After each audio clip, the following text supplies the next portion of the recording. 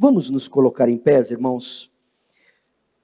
Chegou uma hora que nós vamos adorar ao Senhor, mas também vamos ouvir Deus falar. Você acredita que tem coisa boa chegando? Tem coisa boa chegando para ti. Tem coisa boa chegando para nós. O Senhor está trabalhando em nosso favor, a igreja, aleluia, glória a Deus. E eu estou aqui com meu coração fervendo, porque eu já posso sentir a mão do Senhor neste lugar, aleluia, trabalhando em cada coração aqui. E a gente vai ouvir agora uma poderosa palavra do Senhor, vinda diretamente do Ceará, amém? Aleluia, vem aqui, pastor Manassés, é o nosso missionário em Juazeiro do Norte. Fomos lá em Juazeiro do Norte há 2 meses atrás, uma cidade com um índice do catolicismo muito grande. Eles vivem em torno do turismo religioso, e apenas, acho que é 7%, 6% da população é evangélica. Mas nós plantamos a bandeira da DEJA lá, através do missionário Manassés, e nós cremos, irmãos, que Deus vai mudar a história daquela cidade também. Aleluia, aleluia. Juazeiro do Norte vai ser considerada a cidade de Jesus.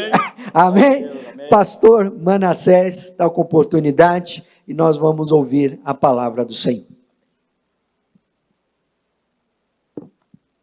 Meus amados, eu quero saudá-los com a paz do Senhor.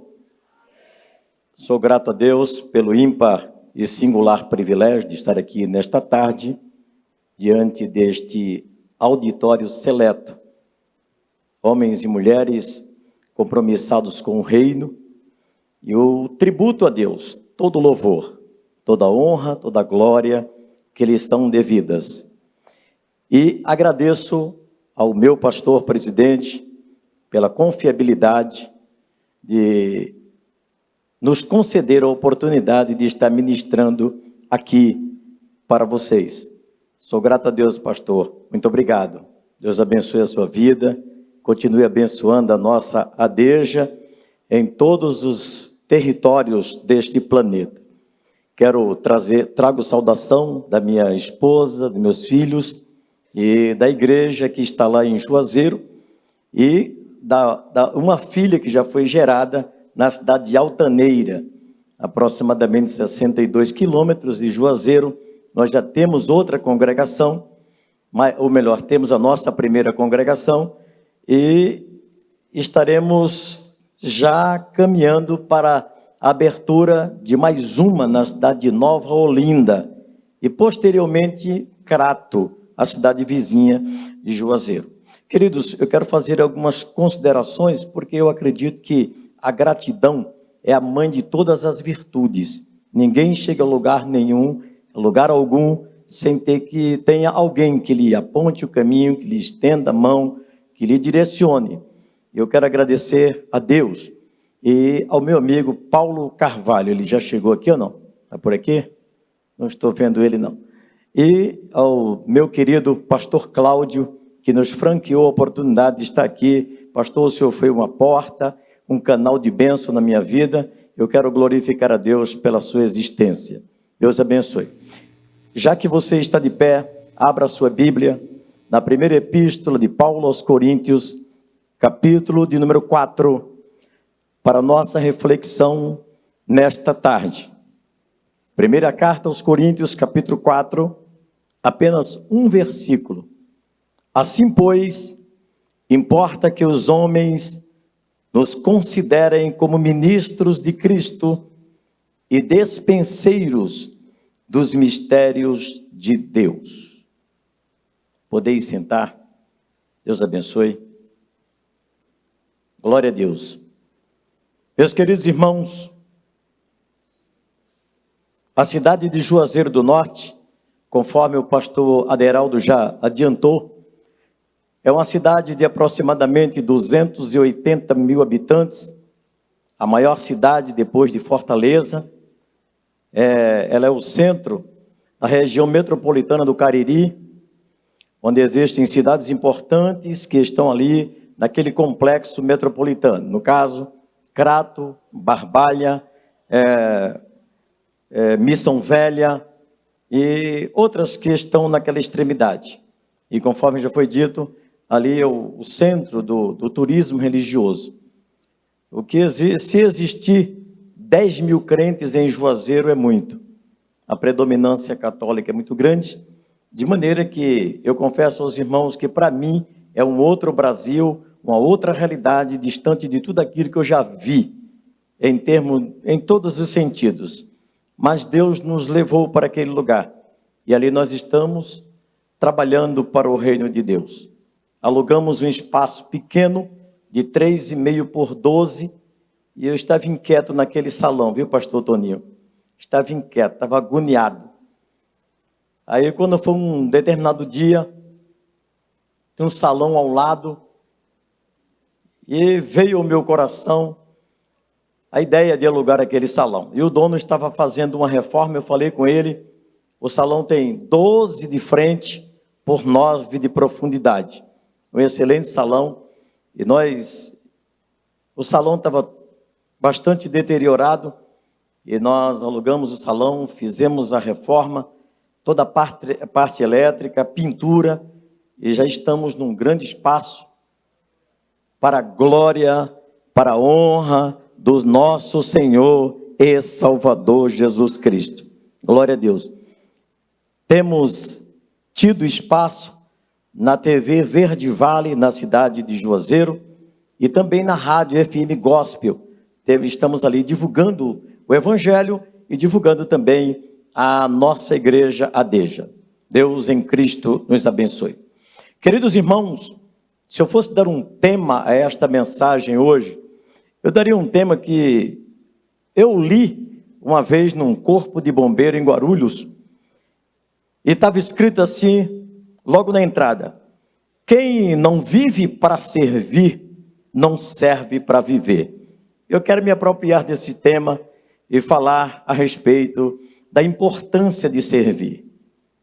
Quando nós lemos, a princípio, esse texto, quando Paulo ele reivindica a igreja de Corinto, que a igreja o considere, que a igreja o tenha como ministro, como dispenseiro dos mistérios do reino.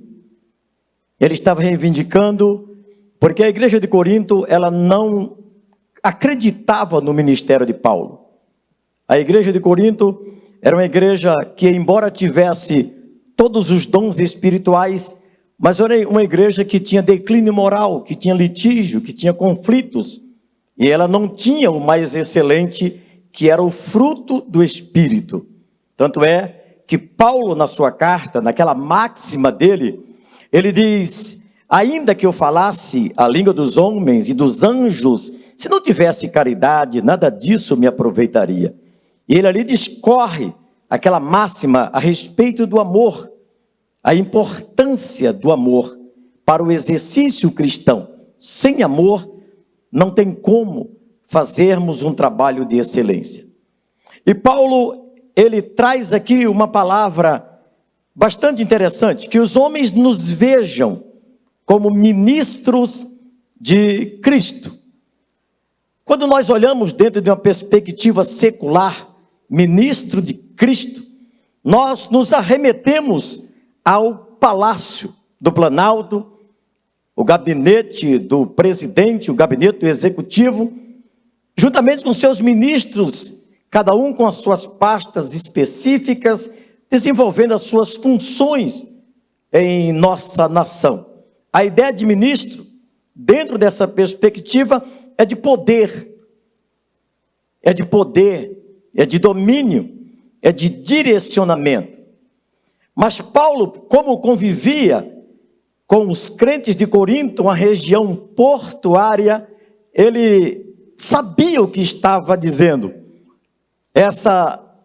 No original grego, essa expressão ministro, ela tem um sentido muito diferente daquilo que nós podemos observar. A ideia de ministros, no grego, é doulos, servo. E ele diminui mais um pouquinho. Ele chama escravo. O servo, de certa feita, ele ainda tem uma certa regalia com o seu senhor. Ele tem a facilidade de se mobilizar, de fazer certas escolhas. Porém, o escravo não. Ele é preso. Ele é prisioneiro do seu senhor. Ele não tem vontade própria. Ele não tem o direito de escolher. E também nos arremete para o peretes. Embora saibamos que, em comparação com outros textos bíblicos, onde aparecem a palavra literalmente remador. Olha que mudança de panorama. Aquele panorama de ministro, de ostentação, de orgulho, de soberba, que apresenta dentro do conceito sociológico.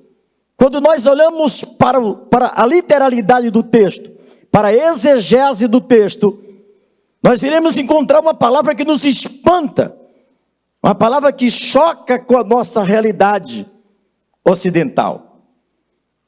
Os irmãos sabem que a igreja brasileira, ela é contida de missionários europeus, americanos. Naturalmente, eles traziam consigo as suas culturas, os seus conceitos, a sua linguagem. Mas quando nós vamos para os primórdios, lá para Paulo, no primeiro século, nós vamos encontrar aqui o doulos, o servo, aquele que está prisioneiro do seu senhor, que não tem hora para comer, para dormir, que não tem vontade própria. Mas aqui na primeira carta de Paulo aos Filipenses, ele se apresenta de forma diferenciada. Ele se apresenta na carta aos Coríntios de Paulo, apóstolo. Ele estava falando para uma igreja cheia de litígio. Mas para os filipenses, ele se apresenta como Paulo, servo, doulos, o peretes. Ele estava se apresentando para um ambiente de comunhão, de fraternidade, de unidade. E ele diz: eu, Paulo, servo do Senhor, e Timóteo, eu escrevo. A Bíblia não diz que Timóteo foi o amanuense desta carta, não. Mas Paulo faz questão de criar um ambiente de aconchego, aquilo que nós ouvimos na manhã deste dia, de pertencimento, de unidade, de ninho, de aconchego, de koinonia. E Paulo, ele diz assim: aos santos que estão em Filipos, aos diáconos, aos presbíteros. Paulo queria compartilhar. Ele, como prisioneiro, por ocasião da primeira viagem missionária, ele estava preso em Roma. Ele era preso. Mas os textos, a escrita, a essência do evangelho corria livremente dentro da alma do apóstolo. Ele estava preso a uma condição por causa da sua função, da sua missão, do seu discurso, da sua proposta como missionário. No entanto, ele diz assim: eu estou preso, mas as letras não. Eu estou preso, mas o meu espírito está livre. Escute, a única condição de você estar livre para Cristo é tornar-se prisioneiro das suas próprias vontades, do seu eu, daquilo que você tem como muito precioso, que não abre mão. Mas o apóstolo, ele traz também a figura do uperetes, que significa literalmente remador dos porões do navio. Remador. Ninguém vê remador.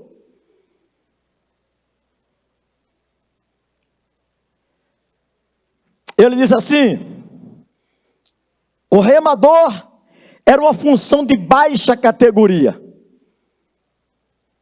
Era uma função de baixa categoria. Não tinha holofote.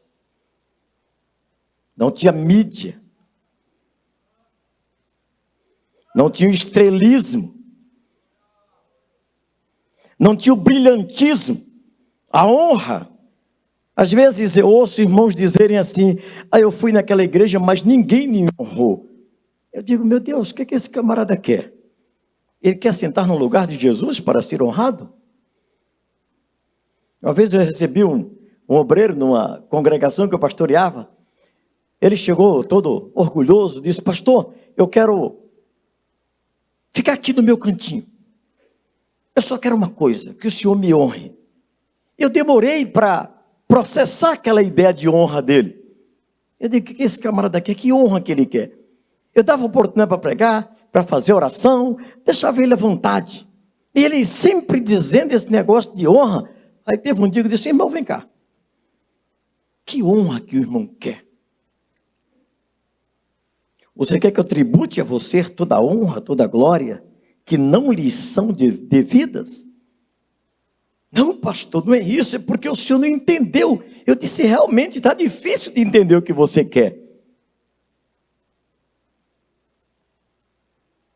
Que os homens os considerem como ministros, como remadores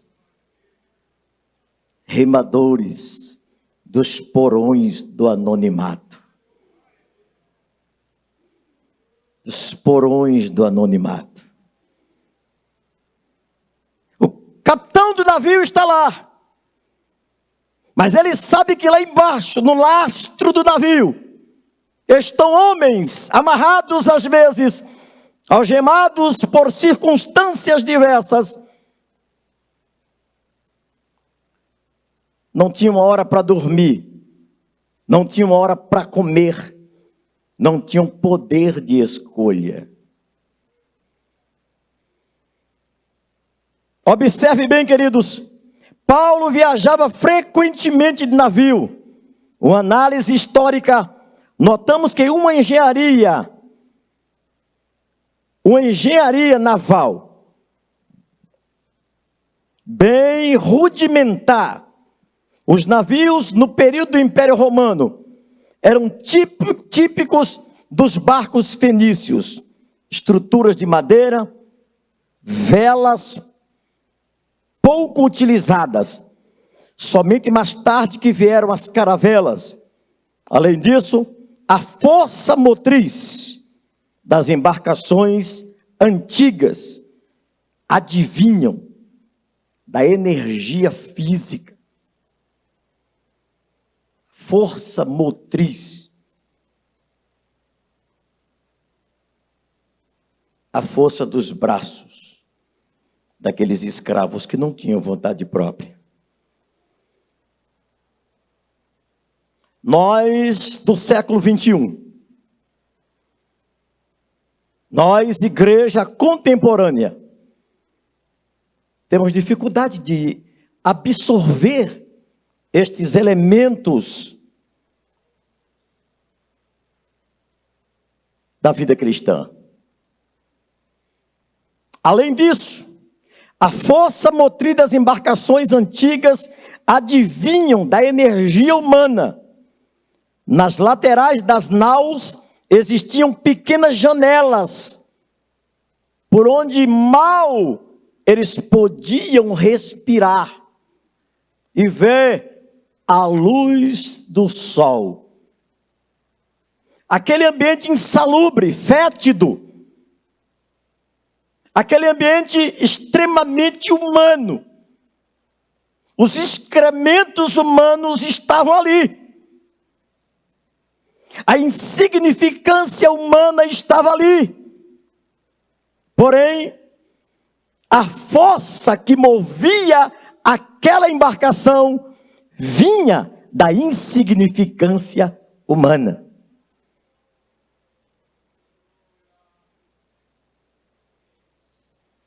A força que move a igreja é o Espírito de Deus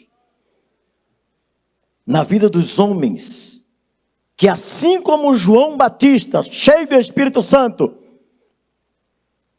quando ele estava a abrir o caminho para a nova história da salvação humana, chegaram para aquele homem vestido de peles de animais, que comiam animal silvestre, que comia mel. Perguntaram para ele: quem é você? Ele disse: eu sou uma voz do que clama no deserto. Eu sou apenas uma voz no deserto. Você não é o Cristo? Ele disse: não, de forma alguma. Eu não sou digno de desatar as correias das suas sandálias. Aí Jesus lá na frente diz: dentre os nascidos de mulher, não houve ninguém igual a João.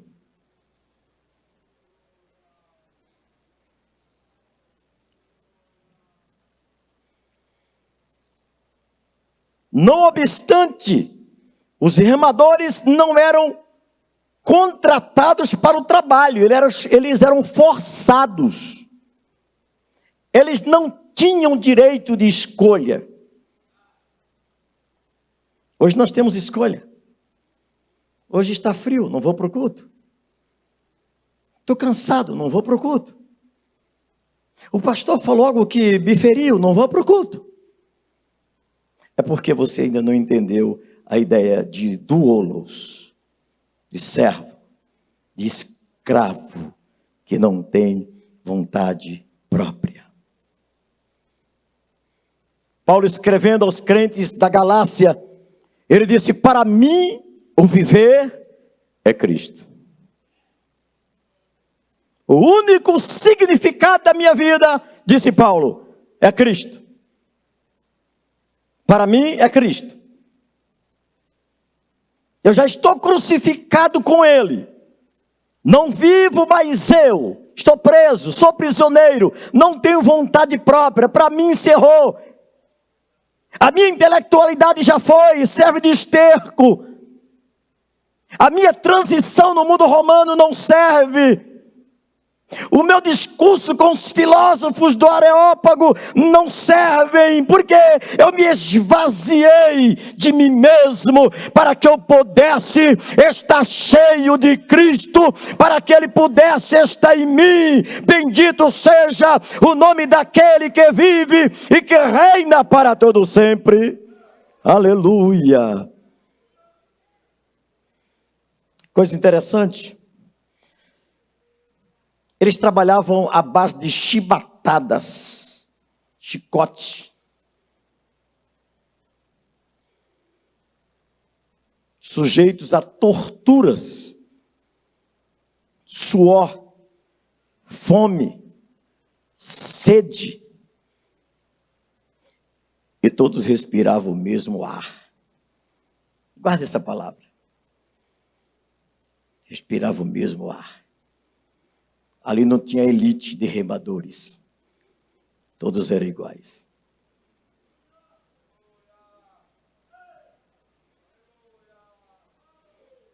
Não tinha elite de remadores. A força. Fome, sede, respiravam o mesmo ar, com estranhos nas densas trevas de um porão ignóbil e insalubre. Essa era a condição. Esta era a condição. Olha que coisa interessante. Olha que ponto importante. Corinto, uma cidade portuária, indubitavelmente. O termo uperetes, bem conhecido pelos leitores dos originais de Paulo, vale ressaltar que os coríntios eram orgulhosos, jactanciosos, vaidosos. E Paulo desconstrói, mostra. Outros sim, consideravam-se uns mais sábios do que outros, à luz da filosofia grega. Observe que é muito difícil você considerar uma pessoa maior do que você. É difícil. Eu acho que somente quem é grande, consegue enxergar grandeza no outro. E somente quem é pequeno consegue achar-se que é grande e que o outro é pequeno. E Jesus ressaltou isso. Ele disse: entre vocês não pode ser assim não. O maior tem que ser o menor, o servo.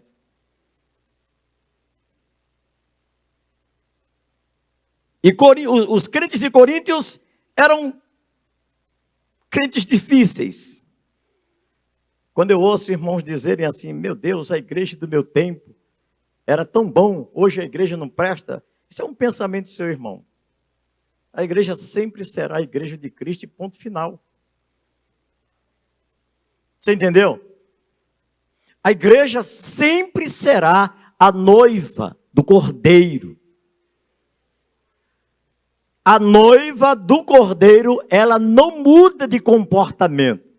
As pessoas que estão inseridos no contexto social deste ambiente chamado igreja, elas podem mudar. Mas a igreja não, a igreja permanece inalterável. Ela é noiva, ela é virgem, ela é pura, ela não se contamina. E se você fosse crente da igreja de Corinto, talvez você se escandalizasse.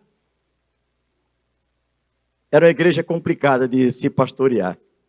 Ainda bem que tinha um pastor da envergadura de Paulo. Entretanto, Paulo não para por aí. No desdobramento do capítulo 4 da primeira carta, a qual estamos sob meditação, ele redige com maestria as características de um autêntico ministro de Cristo. Preste atenção. Uma pausa. As características de um autêntico ministro de Cristo. Quais são, pastor? Ele diz: até agora sofremos fome, sede, nudez, somos esbofeteados e não temos morada certa. É demais, não é não? Não temos morada certa. Somos peregrinos.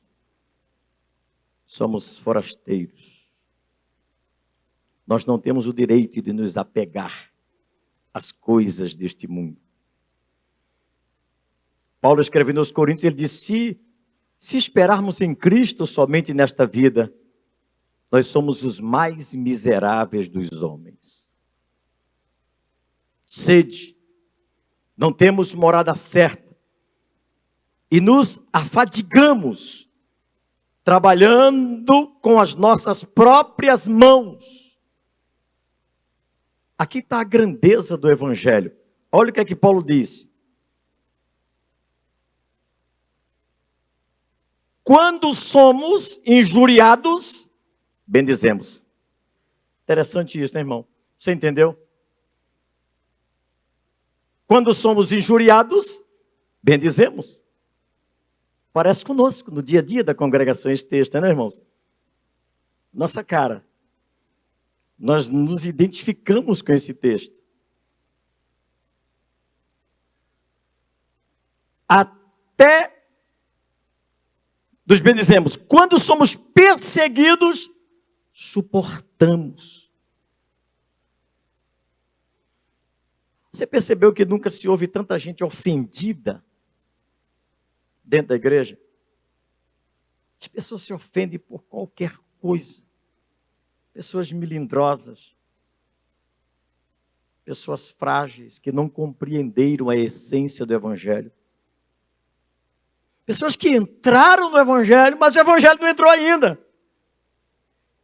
A essência do Evangelho, o suprassumo do Evangelho, ainda não entrou, está fora.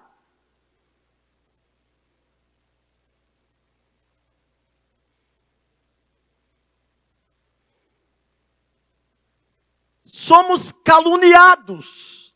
Por que coisa mais terrível do que uma calúnia, né, irmãos?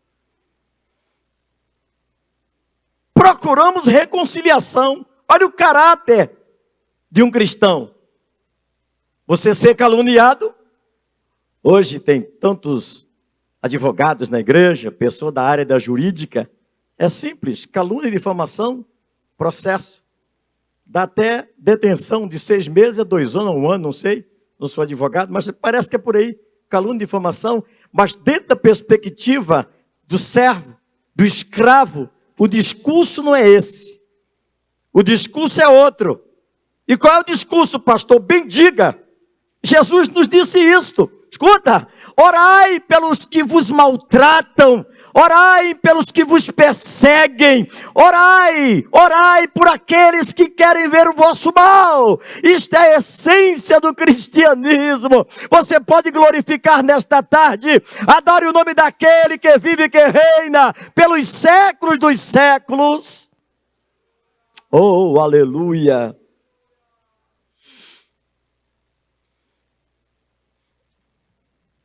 Ainda tem mais, vai baixar mais o nível. Ei, vai baixar mais teu nível.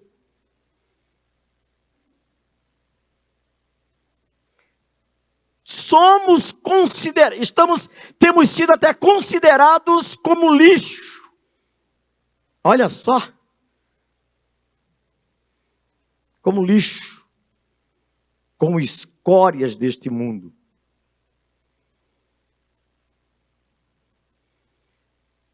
A exortação de Paulo é incisiva, irrefutável, convincente, mas, sobretudo, amorosa.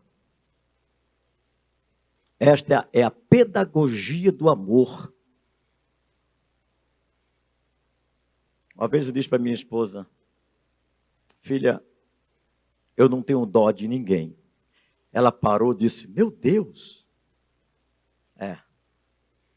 mas por quê? Eu disse, porque nem Deus poupou o filho dele. Nem Deus poupou. Deus não tem dó de ninguém, Deus tem amor. Ele não quer que ninguém se perca, mas que todos cheguem ao conhecimento da verdade, à maturidade, ao crescimento de varão perfeito. Esta é a pedagogia do amor. Quantos pais que erram no processo da educação, os papéis estão se invertendo, filhos determinando, dando as regras do jogo dentro de casa. Os pais estão reféns do mundo consumista, do materialismo e daí por diante.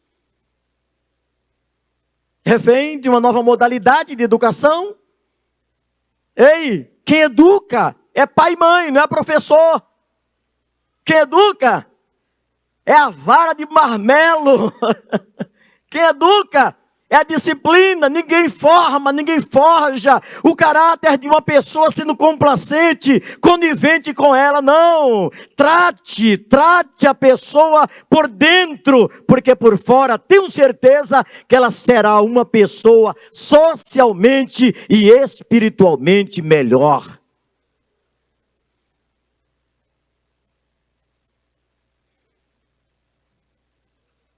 Aí ele diz aqui, somos considerados como lixo. A exortação de Paulo é incisiva, irrefutável, convincente, mas sobretudo amorosa. Ele compreendia muito bem a seriedade das suas palavras, o peso das suas palavras. E o resultado que elas poderiam causar. Em vista disso, prudentemente, no versículo seguinte ele adiciona: não vos escrevo estas coisas para vos envergonhar. Pelo contrário, para vos admoestar como filhos amados. Subentende-se que a figura do pai está aqui, sim ou não? Como filhos amados. Paulo foi o gerador daquela igreja. Foi o plantador daquela igreja. Ele sabia o que estava dizendo. Ele sabia para onde as suas palavras estavam sendo direcionadas. Mas, no entanto, eu quero, desses últimos minutos que eu tenho, eu quero que você leia na carta aos Filipenses, capítulo 2. Esse texto aqui é fantástico.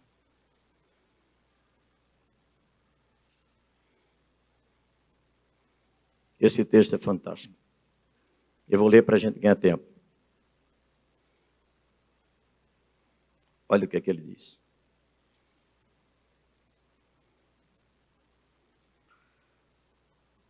Versículo 5 até o 11. Tende em vós o mesmo sentimento que houve também em Cristo Jesus.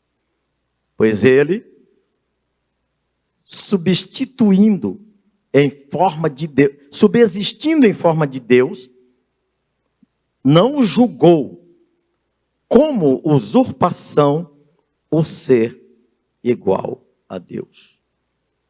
Antes, a si mesmo se esvaziou, assumindo a forma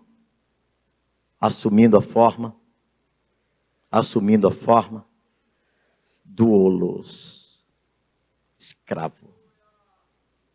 Cristo, cabeça da igreja, o supremo da igreja, o Senhor da igreja, o pastor da igreja, o amigo da igreja, aquele que abençoa a igreja, aquele que disse que as portas do inferno não prevaleceriam contra a sua igreja.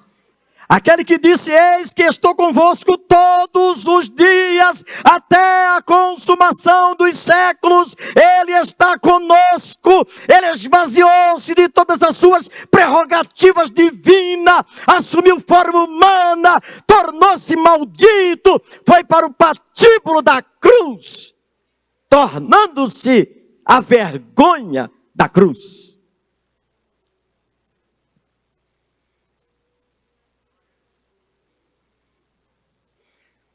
Mas o que me chama a atenção, aqui eu quero fazer uma consideração.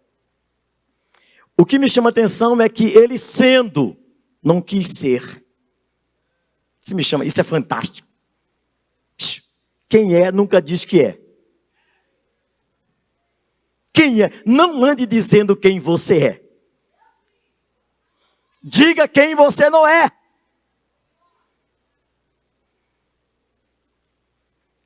Sendo Deus,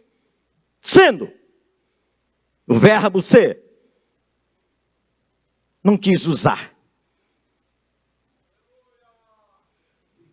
Quero ser homem, quero sentir fome, quero sentir dor, quero sentir traição, quero sentir rejeição, eu quero sentir canseiro, eu quero sentir açoites, eu quero ter febre, eu quero ter insônia, eu quero ter os vasos sanguíneos dilacerados, saindo sangue, dizendo: Pai, eu não estou suportando, mas se possível for, tira de mim este cálice. Se esta é a tua vontade, se não for, deixa comigo, que eu dou conta do recado. Eu sou doulos, eu sou o servo sofredor. Eu sou aquele que está lá no porão. E o Senhor da glória, Ele está dizendo: sopra Espírito Santo, sopra Espírito Santo. Bendito seja o nome daquele que vive e que reina para todo sempre. Você pode glorificar nesta tarde,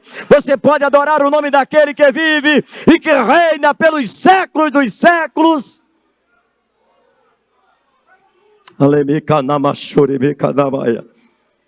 Aleluia.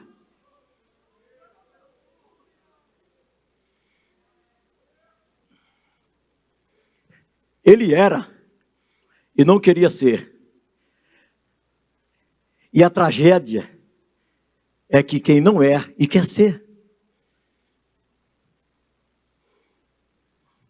A tragédia, o engodo, o engano.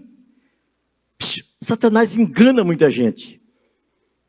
Pessoas que não são nada, não fizeram nada, não contribuem com nada, não ganham almas, não evangelizam, não visitam, não fazem nada e querem ser.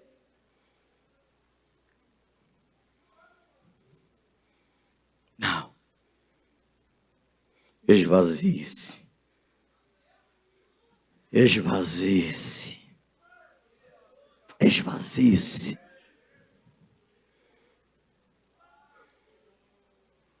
Moisés, vem cá, Moisés, vem cá. Vai tirar meu povo do Egito. Ele disse, eu? Tem certeza que você fez a escolha certa? Tem. Você mesmo. Mas eu sou ruim de linguística, tenho dificuldade de falar, não tem problema. Quem fez a boca do mundo? Não fui eu? Então pronto, vai embora, rapaz. Vai! Outra coisa que eu acho linda é quando Deus traz Abraão da Mesopotâmia, eu fico analisando, cada dia que eu leio o capítulo 12 do Gênesis, eu digo, mas Deus, tu és fantástico. Deus disse para Abraão, vem cá, eu vou engrandecer o teu nome. Isso é forte. Você não entendeu. Em ti serão benditas todas as famílias da terra. Eu? Tem filho, mulher estéril. A palavra de Deus é vida. É ela quem produz vida. É ela quem produz aquilo que não existe e que é produzido da forma que você não compreende. A palavra de Deus, ela é o instrumento, é a ferramenta da igreja. Escute,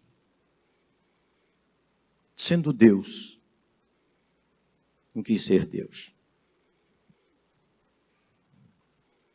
Pilatos olha para ele, tu o Cristo? Sei não, você quem sabe aí, vê o que você quer que eu seja? Você não sabe que eu tenho poder? É meu. Nenhum poder você teria sobre mim, se do alto não te fosse conferido. Nenhum poder. Nenhum poder.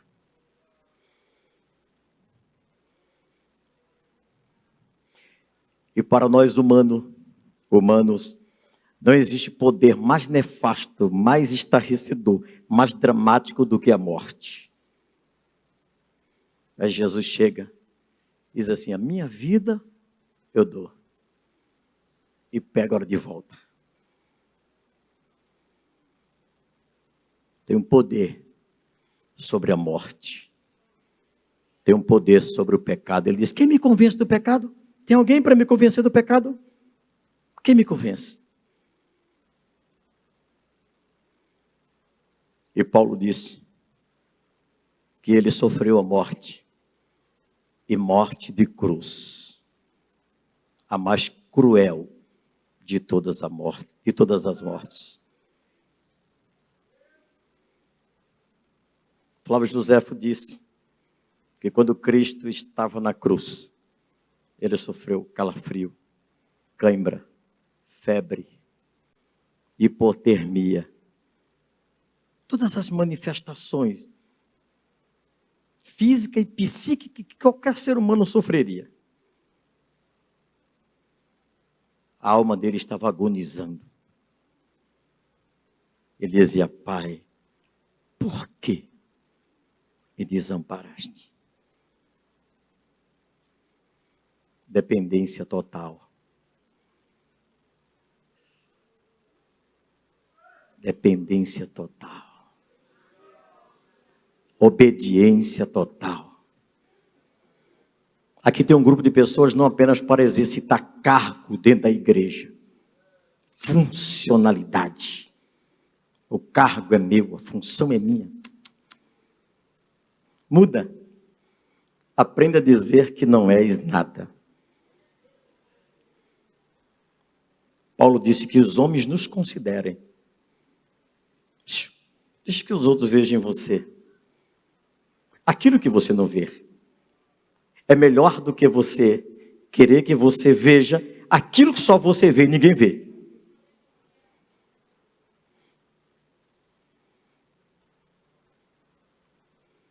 Não se apresente, espere ser chamado.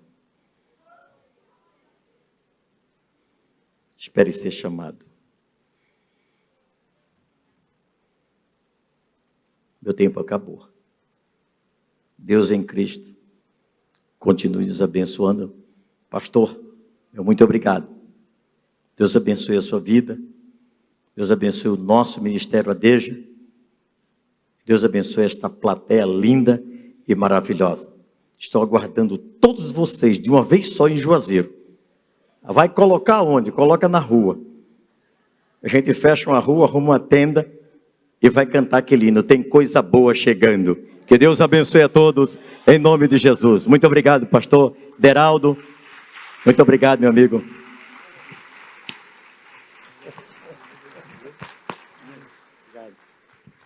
Glória a Deus. Havia coisa boa lá de Juazeiro? Vem ver. Vem ver. Ah, coisa boa em Juazeiro. Aleluia. Glória a Deus. Deus abençoe pastor Manassés. Deus continue te usando na terra.